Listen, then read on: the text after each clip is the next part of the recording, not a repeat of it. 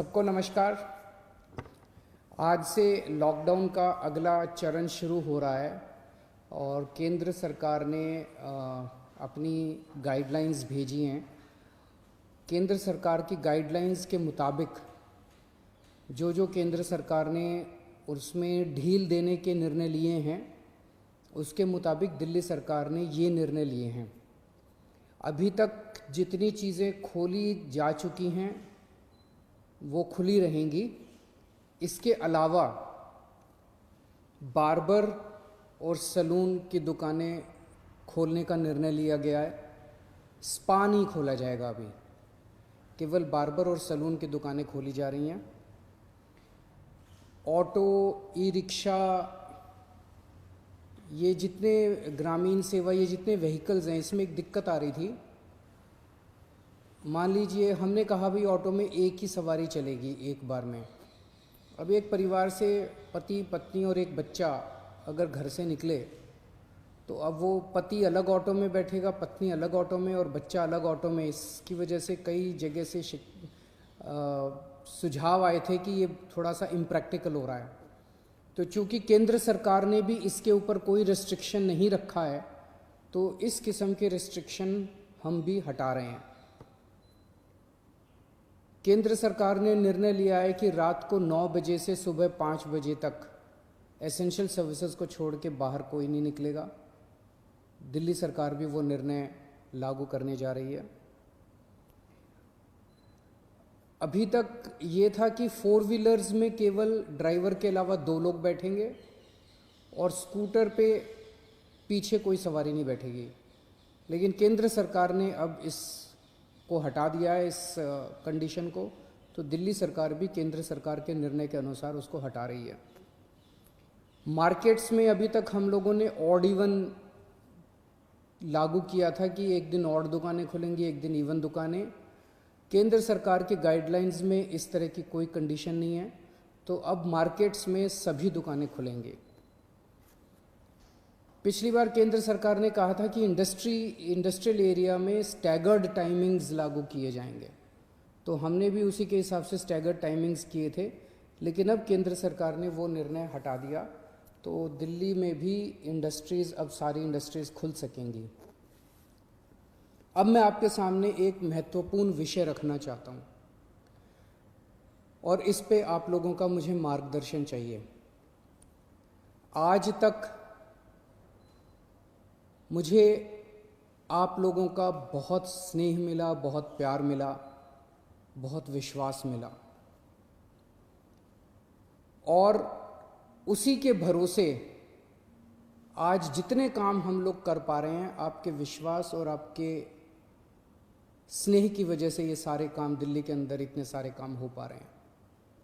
मेरे पास समय समय पर काफ़ी कठिन चुनौतियां आईं, कई बार उनके समाधान नहीं होते थे।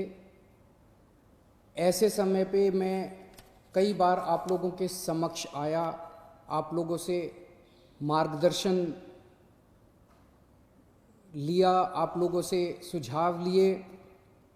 समय समय पे आप लोगों ने जो मार्गदर्शन किया उसको हम लोगों ने लागू भी किया। जैसे आपने कहा, हमने लागू किया। कुछ दिन पहले आप लोगों से सुझाव मांगे थे कि दिल्ली में लॉकडाउन में ढील दी जानी चाहिए कि नहीं दी जानी चाहिए, और भरपूर सुझाव आए। 5 लाख लोगों ने सुझाव दिए।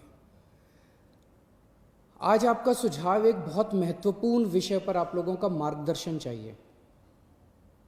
क्या दिल्ली के बॉर्डर्स को खोला जाए? एक बार तो आपको लगेगा कि ये क्या पूछ रहा हूं मैं। इसका एक इंपॉर्टेंट एस्पेक्ट है, दिल्ली के अंदर कोरोना के केसेस काफ़ी बढ़ रहे हैं। रोज़ हम देखते हैं कि दिल्ली में कोरोना के केसेस बढ़ते जा रहे हैं। मैंने इसके बारे में कहा कि दिल्ली में कोरोना के केसेस बढ़ रहे हैं, ये चिंता का विषय तो है, लेकिन घबराने की ज़रूरत नहीं है। ये मैं इसलिए कह पाया क्योंकि दिल्ली के अंदर पिछले 5 सालों में आपकी सरकार ने दिल्ली के अस्पतालों में और स्वास्थ्य सेवाओं में खूब पैसा इन्वेस्ट किया है। खूब नए अस्पताल खोले, खूब नए बेड्स बनाए, खूब सारे आईसीयू खोले, खूब सारे मोहल्ला क्लिनिक बनाए, सारा इलाज मुफ्त कर दिया लोगों के लिए। पिछले 5 सालों के अंदर दिल्ली के अंदर अभूतपूर्व विकास हुआ है दिल्ली की स्वास्थ्य सेवाओं में। आज उसी की वजह से, जब कोरोना की महामारी की वजह से देश के और दुनिया के कई हिस्सों के अंदर उनकी स्वास्थ्य सेवाएं बिल्कुल ध्वस्त हो गई, कोलैप्स कर गई, आज दिल्ली में बढ़ते हुए केसेस के बावजूद आपका मुख्यमंत्री आपको विश्वास दिलाता है कि अगर आपके घर में कोरोना हो गया तो चिंता मत करना, आपके लिए बेड है, हमने आपके लिए बेड का इंतजाम कर लिया है।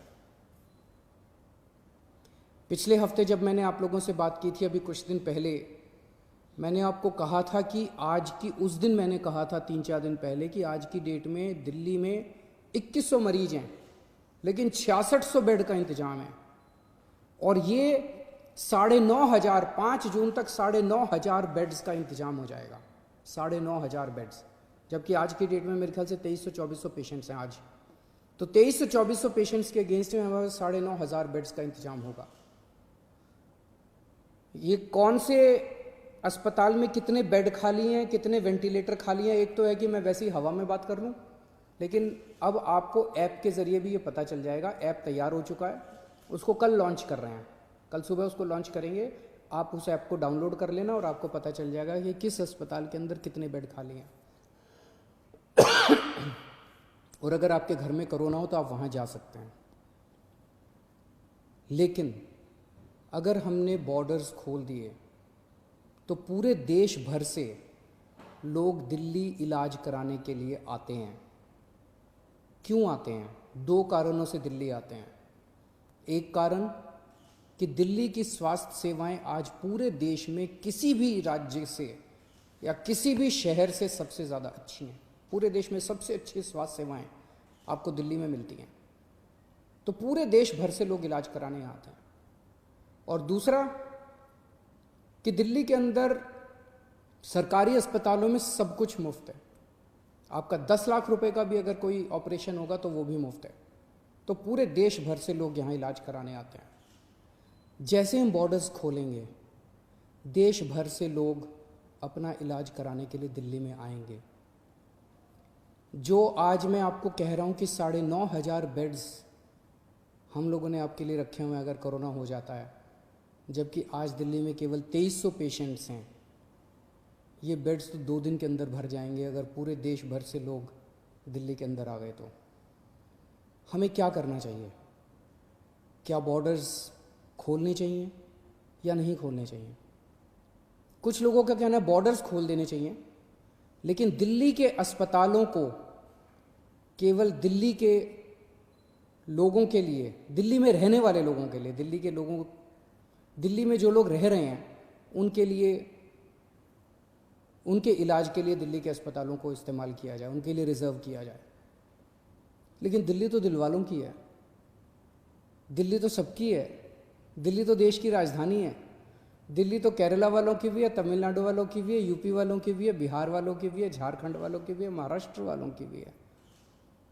दिल्ली तो आज तक सबका इलाज करती आई है, फिर दिल्ली मना कैसे कर सकती है किसी का इलाज करने के लिए? तो कुछ लोगों का सुझाव है कि जब तक कोरोना है तब तक के लिए कम से कम दिल्ली के अस्पतालों में केवल दिल्ली में रहने वाले लोगों का इलाज होना चाहिए। क्या होना चाहिए? बहुत सारे सुझाव हैं। मुझे आपसे मार्गदर्शन चाहिए और हमें क्या करना चाहिए। आप हमें इस बारे में सुझाव भेजें। शुक्रवार को 5 बजे तक आपके सुझावों का इंतज़ार रहेगा। आप मुझे अपने सुझाव व्हाट्सएप कर सकते हैं। व्हाट्सएप नंबर है 8800007722। व्हाट्सएप नंबर है 8800007722।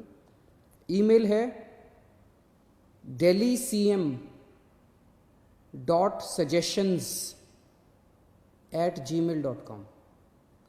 ईमेल है delhi.cm.suggestions@gmail.com।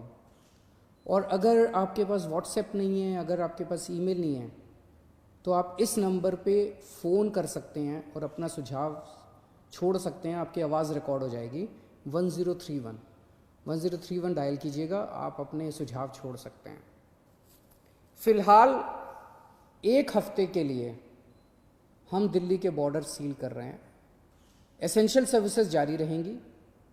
सरकारी ऑफिसर्स जो हैं वो आई कार्ड के बेसिस पे आ जा सकेंगे, पास लेकर आया जाया जा सकेगा।